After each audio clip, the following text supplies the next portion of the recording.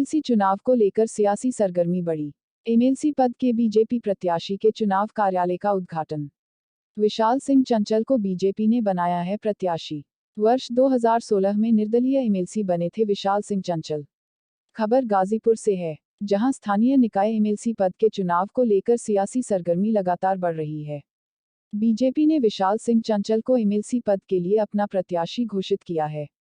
MLC चुनाव के लिए बीजेपी प्रत्याशी घोषित होने के बाद विशाल सिंह चंचल के चुनाव कार्यालय का उद्घाटन किया गया।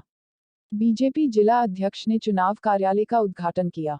इस दौरान एमएलसी प्रत्याशी विशाल सिंह चंचल ने जिले के ब्लॉक प्रमुखों, बीडीसी सदस्यों, ग्राम प्रधानों और नगर निकायों के पार्षदों के साथ बैठक भी की। विशाल सिंह चंचल वर्ष 2016 में निर्दलीय गाजीपुर के एमएलसी बने थे। बाद में वे बीजेपी में शामिल हो गए थे।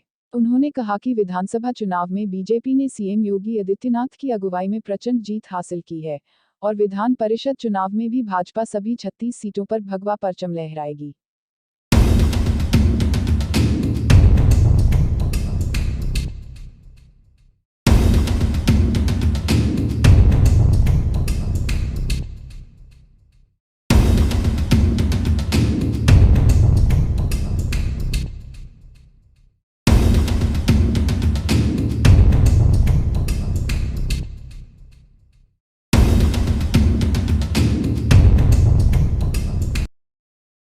विधानसभा चुनाव और विधान परिषद चुनाव में बहुत अंतर होता है।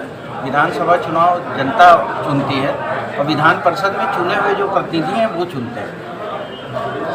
हमारी जो भी यहाँ के परिणाम आए हैं उस पर चिंतन चल रहा है और आगे की रणनीति बनाई जा रही है।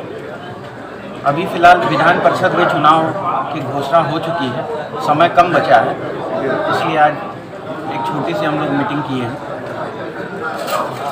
एमएलसी साहब पिछली बार भी सत्ता शुरू थी, आपने निर्दलीय इलेक्शन लड़े थे और आपने एमएलसी चुनाव को जीता था। इस बार क्या उम्मीद है आपको?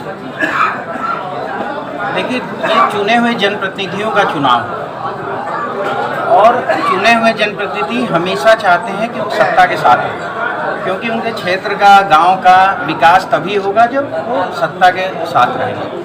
विपक्ष का विधायक के पास विकास निधि के अलावा और कोई ऐसा संसाधन नहीं होता है जो गांव के और जो क्षेत्र के विकास में कहीं उपयोग कर सके। हमारी पूर्ण बहुमत की सरकार है। आदरणीय योगी जी के नेतृत्व में बेहतरीन प्रदर्शन भारतीय जनता पार्टी ने पूरे प्रदेश में किया है और मुझे विश्वास है कि 36 में विधान परिषद की 36 में 36 सीटें भारतीय जनता पार्टी जीतेगी। पिछली बार चूँकि मैं निर्दल था तब भी गाजीपुर के लोगों ने मुझे बहुत सम्मान दिया।